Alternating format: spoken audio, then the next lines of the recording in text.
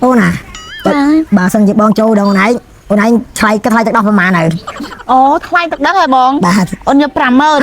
ui cái mình pram ơn mà cha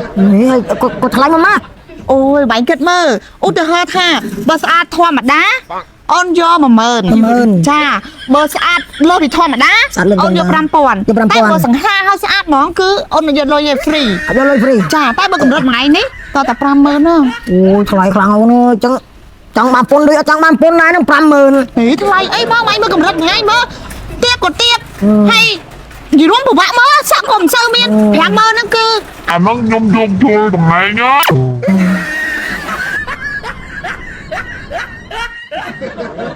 បងប្អូនហ៊ានតែឆាតមកក្រោយគេអត់ហើយខ្ញុំជែកហើយណាស្តុកនេះខ្ញុំប្រមូលសិនតែ10នាក់ទេ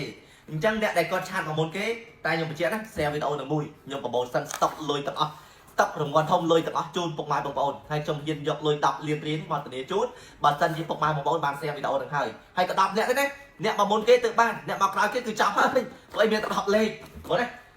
ទោះបីខ្ញុំប្រមូលសិនក្រោយប៉ុន្តែខ្ញុំប្រមូលសិនមានដែនកំណត់របស់ខ្ញុំតែ10នាក់ឯងអ្នកឆាតមកមុនគេយកលុយរៀលចុះ68000គ្រប់កេសគ្រប់ប្រអប់ទាំងអស់គឺមានលុយទាំងអស់មានកេសតែមួយអត់លុយទេ68000ព្រីស្វាយដាក់ទូទាំងប្រទេសកម្ពុជាលេខ1រហូតដល់លេខ10អ្នកមកមុនយកលុយរៀលអ្នកមកក្រោយស្តុកធម្មតាព្រោះអីនេះខ្ញុំរៀបចំតួដៃ68000ព្រីស្វាយដាក់ឆាតចុះពេកឥឡូវមិនបាច់ជឿខ្ញុំទេយកទៅបើកខ្លួនឯងទៅដឹងហើយតែស្តុកវាពិសេសយ៉ាងម៉េច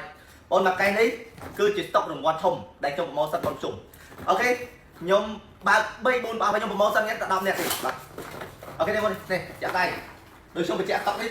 គឺស្តុករង្វាន់ធំអញ្ចឹងអូនបើកកេស50គីឡុយបងបើកកេស50គីឡុយដែរបាទនិយាយទៅគឺលុយគ្រប់កេសបាទនេះហើយខ្ញុំប្រមូលសិនជូនបងនោះអាការបងជុំនេះអញ្ចឹងអ្នកបងមុនយកចាស់បាទអូខេបងនេះគ្រប់កេសទាំងអស់